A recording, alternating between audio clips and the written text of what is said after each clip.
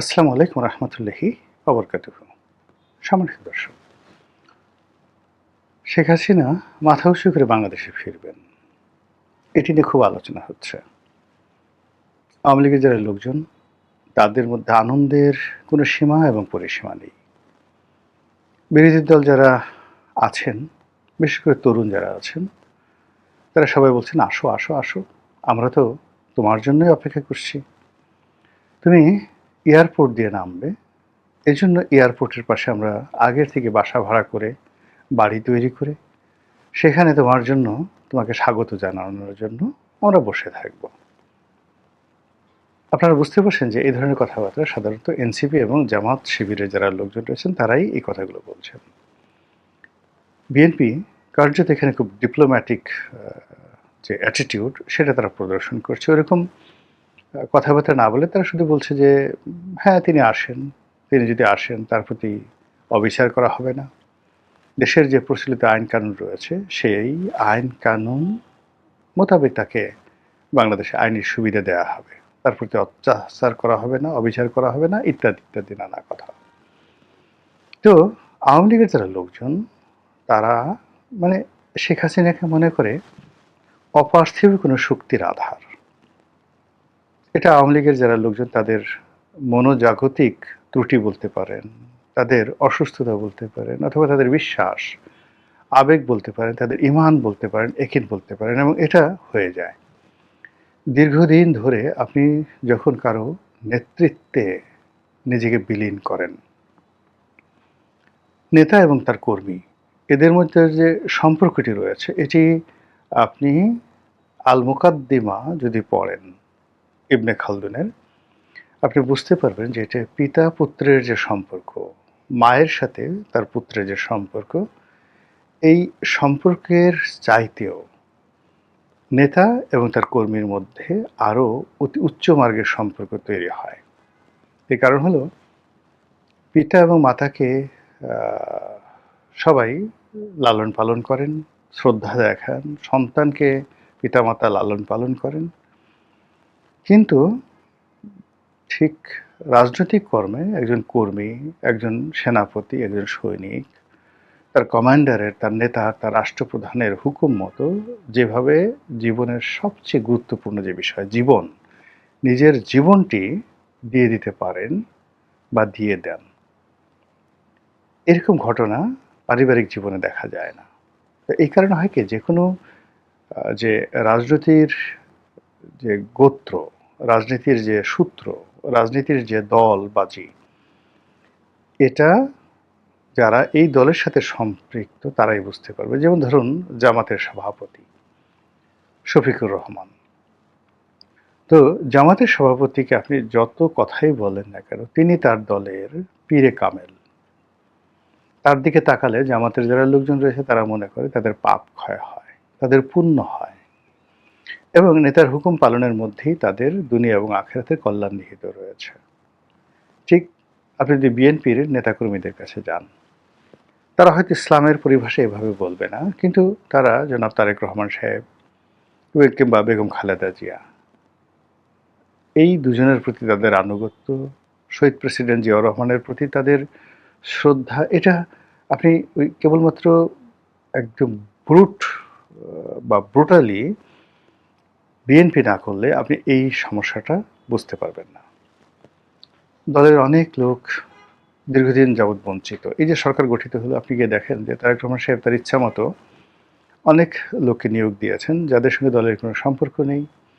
এতে করে অনেক সিনিয়র যারা নেতৃবৃন্দ রয়েছেন তারা মারাত্মকভাবে অপমানিত বোধ করছেন, কিন্তু তারা দল ছেড়ে যাচ্ছেন না, দলের বিরুদ্ধে কথা বলছেন না, নিজেরা নিজেরা সমালোচনা করছেন, এটা কেন হলো, এটা কি হলো, কি হলো, এটা কি করা ঠিক, এই সরকার কি টিকবে, ইত্যাদি ইত্যাদি। কিন্তু যদি বাংলাদেশ জিন্দাবাদ বলা হয়, প্রথম বাংলাদেশ আমার শেষ বাংলাদেশ বলা হয়, তাহলে কিন্তু ওই যে তারেক রহমান সাহেবের সামনে যেভাবে মন্ত্রীরা দৌড়াচ্ছে, বা যারা মন্ত্রিত্ব লাভ করার পর তারেক রহমান সাহেবকে তাদের পিতার আসনে বসিয়েছেন, পীরের আসনে বসিয়েছেন, অলি আল্লাহ গাউস কুতুবের আসনে বসিয়েছেন, তারা যেভাবে তাকে সম্মান করেন, ওই যে দলের যে আঘাতপ্রাপ্ত কর্মী বা নেতা যে কিছুই পায়নি, দলের বিপদে সেও কিন্তু একইভাবে বরং এই যে এখন যারা সুবিধাভোগী তাদের চাইতেও বেশি দলকে ভালোবাসবে। এই যে দল করার কারণে মানুষের মধ্যে যে পারস্পরিক সম্পর্ক, এটা অনাদিকাল থেকে, মানে একেবারে আদিকালেরও আদিকাল, যখন মানুষ পাহাড়ে বসবাস করত গোত্রগতভাবে, তখন থেকে এই সম্প্রীতিটা চলে আসছে। তো সেই দিক থেকে আওয়ামী লীগের যে প্রায় ৬ কোটি মানুষ যারা সরাসরি আওয়ামী লীগ করে, এদের মধ্যে রাগ আছে, অভিমান আছে, ক্রোধ আছে, পরস্পরের প্রতি বিক্ষোভ আছে, অন্তর্দ্বন্দ্ব আছে, কলহ আছে, বিবাদ আছে, কিন্তু দলের প্রতি আর দলের নেত্রীর প্রতি, শেখ হাসিনার প্রতি তাদের যে সমর্থন, তাদের যে ভালোবাসা, সেটা একটু কমেনি, বরং আরও বেড়ে গেছে। এ কারণ হলো যে ধরুন এখন বিএনপি ক্ষমতায় আসছে বা জামাত ক্ষমতায় আছে, তো এই সময় এদের মধ্যে অনেকগুলো সমস্যা তৈরি হয়েছে, যেগুলো তারা যখন বিরোধী দলে ছিল তখন ছিল না। আবার এখন আওয়ামী লীগের মধ্যে যে মমত্ববোধ তৈরি হয়েছে, প্রেম ভালোবাসা তৈরি হয়েছে, এবং তারা যেভাবে এখন দলের জন্য কাজ করতে, বাংলাদেশে ফিরে আসতে প্রাণপণ তারা চেষ্টা চালিয়ে যাচ্ছে, এবং যার যার অবস্থান থেকে তারা যেভাবে নিজেদের পকেটের টাকা খরচ করছে, সেটি দল ক্ষমতায় থাকতে তারা কখনো করেনি। তো সেই দিক থেকে আওয়ামী লীগ যে একটা, মানে বাংলাদেশের রাজনীতির জন্য একটি, যাকে বলবো, কি বলবো, একটা মাইলস্টোন, এটি হিমালয়, এটি সমুদ্র, এটি বঙ্গোপসাগর, এটি পদ্মা, মেঘনা, যমুনা, আপনি যেটা বলেন না কেন, আপনি বাংলাদেশ যদি ধরেন তাহলে আপনি ঠিক বাংলাদেশে কেওক্রাডাং, বা আপনি যদি উত্তরবঙ্গে যান সেখান থেকে যে কাঞ্চনজঙ্ঘা দেখা যায়, সেই কাঞ্চনজঙ্ঘা রূপ, কিংবা আপনি যদি কক্সবাজার যান তাহলে বঙ্গোপসাগরের রূপ, পদ্মা, মেঘনা, যমুনার রূপ, এটা ছাড়া আসলে বাংলা কল্পনা করা যায় না। একইভাবে রাজনীতির ক্ষেত্রে আওয়ামী লীগ এখন এরকম একটা অবস্থা তৈরি করে ফেলেছে, প্রায় ৭০ বছরের তাদের যে সুদীর্ঘ রাজনীতির যে ইতিহাস, সেই ইতিহাসে তারা যে লিগ্যাসি তৈরি করে ফেলেছে, এই কারণে বাংলাদেশে যদি মিলিটারি শাসন আসে, ডিক্টেটরশিপ আসে, একজন মুসোলিনি আসে, একজন হিটলার আসে, তখন হয়তো আওয়ামী লীগের নাম এভাবে উচ্চারিত হবে না। কিন্তু অ্যাজ লং অ্যাজ আপনি রাজনীতির কথা বলবেন, দলের কথা বলবেন, আওয়ামী লীগের কথা বলবেন না, কিন্তু জামাত এবং এনসিপি, বিএনপির কথা বলবেন, হবে না। এখানে আওয়ামী লীগের নাম আসবেই, নাম্বার ওয়ান। নাম্বার টু হলো শেখ হাসিনা।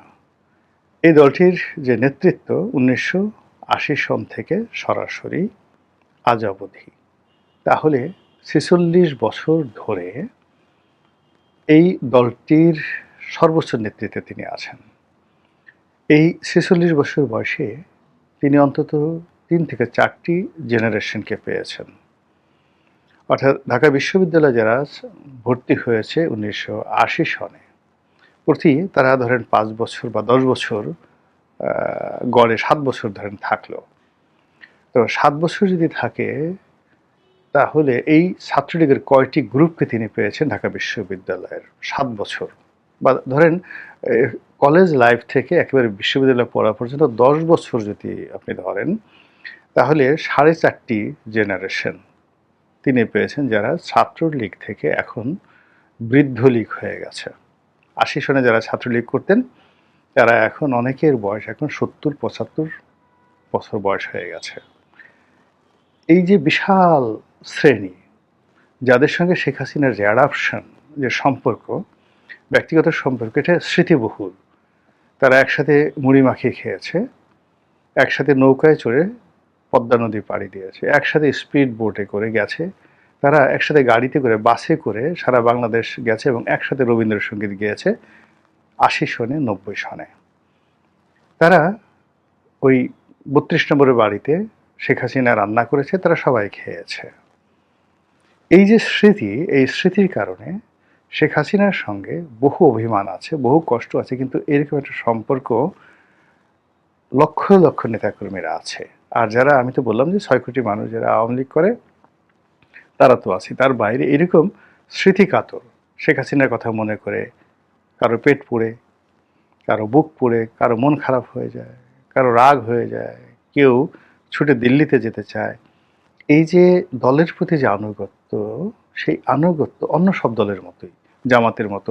একটা লোক ধরেন এখন সিপিবি, ছোট একটা দল, কিন্তু সিপিবি বা বাসদ এই দলগুলো দেখবেন যে অনেকগুলো মানুষ আদর্শিক কারণে অনেকে বিয়েই করেনি, সারা জীবন এই দল করে তারা জীবন শেষ করে দিল। বিসিএস চাকরি পেয়েছে, অনেক পাকিস্তানের সিএসপি অফিসার হওয়ার সুযোগ ছিল, সব কিছু বাদ দিয়ে তারা কিন্তু এই দলগুলো করেছে। তো এই যে দল করার যে মনোবৃত্তি, সেটা আওয়ামী লীগের মধ্যে খুব বেশি প্রবল। এর কারণে এই দলটি সেই ক্ষমতায় গেছে বারবার। ৫৪-তে ক্ষমতায় গেছে, ৭০-এ ক্ষমতায় গেছে, তারপরে ৯৬-তে ক্ষমতায় ছিল, এরপরে ৯৬-এর পরে টানা একেবারে ২০০৮ থেকে ২৪ পর্যন্ত।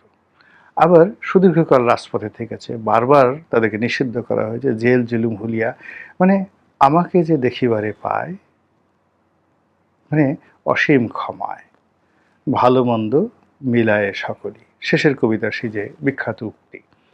এখন আওয়ামী লীগের যারা লোকজনরা আছে এর মধ্যে শুধুমাত্র মাখন খাওয়া পার্টি নেই, জেল খাওয়ার মানে খাটা পার্টি আছে, মন্ত্রী হওয়া পার্টি আছে, মানে মন্ত্রী হয়েছে জেলও খেটেছে। আবার ধরেন আওয়ামী লীগকে ব্যবহার করে মাস্তানি করেছে, চাঁদাবাজি করেছে, আবার জেল খেটেছে, কর্তৃপক্ষের সাথে মারামারি করেছে। সেটা সব মিলিয়ে মানে এই দলটির সঙ্গে যে তাদের যে সম্পর্ক, সেই সম্পর্কটি এইরকম যে তারা মরে যাবে, রক্ত মাংস আলাদা হয়ে যাবে, কিন্তু আওয়ামী লীগ থেকে তাদেরকে আপনি আলাদা করতে পারবেন না।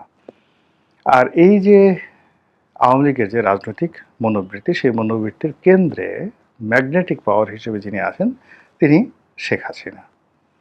এখন যেটা বলছিলাম যে এই যে শেখ হাসিনা ম্যাগনেটিক পাওয়ার হিসেবে আছেন, তিনি এখন কি অবস্থায় আছেন, কোথায় আছেন আমরা সবাই জানি। কেউ বলছেন পালিয়ে গেছেন, কেউ বলছেন না পালিয়ে যাননি, তাকে রাষ্ট্রীয় হেলিকপ্টারে করে পাঠিয়ে দেওয়া হয়েছে।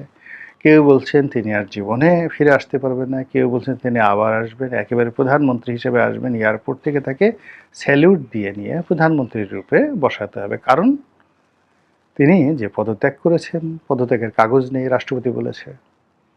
অন্যান্য যে সমস্ত কথাবার্তা ইউনূস আমলে বলা হতো, সংবিধানের এত অনুচ্ছেদ, ১০৬ অনুচ্ছেদ, এখন এগুলো নিয়ে কেউ আলোচনাই করছে না। অনেক বড় বড় বিএনপির নেতা, ডক্টর মোহাম্মদ ইউনূসের বুদ্ধিজীবী, তারা খালি হন্যে হয়ে খুঁজছে শেখ হাসিনা যে পদত্যাগটা করেছেন সেই পদত্যাগের পেপারটা কই। যদি পদত্যাগের পেপারটা না থাকে তাহলে এটা আগামীতে শেখ হাসিনা যদি ফিরে আসে, এটা ঝামেলা তৈরি হবে, ভীষণ রকম ঝামেলা তৈরি হবে। সে যদি এসে নতুন করে পদত্যাগ করে তাহলে একরকম, আর যদি বলে যে না আমি পদত্যাগ করিনি, কাগজ দেখাও, ইত্যাদি ইত্যাদি নানা রকম ঘটনা, তাহলে সেটার পরিণতি কী হবে। সব মিলিয়ে রাজনীতি এরকম একটা জটিল অবস্থায় যখন ঘুরপাক খাচ্ছে, ঠিক সেই সময়টাতে স্বয়ং শেখ হাসিনা তিনি বললেন যে আমি ফিরবো মাথা উঁচু করে। এখন আমার প্রশ্ন হলো, ভালো কথা, তিনি মাথা উঁচু করে ফিরবেন, মাথা তো উঁচু করেই ফিরবেন, তো সেক্ষেত্রে মাথাটা কতটা উঁচু থাকবে?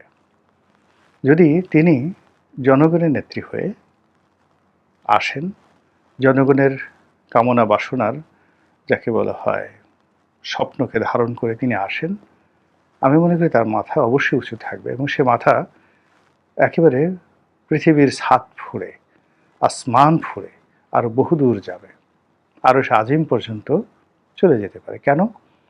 বিকজ ওই যে আল্লাহর হিকমা, আল্লাহর রহমত, আল্লাহর হুকুম, যে আল্লাহ যাকে ইচ্ছা তাকে ক্ষমতায় বসায়, যাকে ইচ্ছা তাকে ক্ষমতা থেকে তাকে টেনে হিসড়ে নামায়, আবার যাকে ইচ্ছা তাকে ক্ষমতা ফেরত দেয়। যখন শেখ হাসিনাকে ক্ষমতা ফেরত দিবে তখন সেই ক্ষমতার সঙ্গে আরও সে আজিমের একটা যোগাযোগ থাকবে। এই গেল এক। আল্লাহর হুকুম, মানুষের ভালোবাসা, মানুষের দোয়া এবং দেশের প্রয়োজন, এই গেল একটা।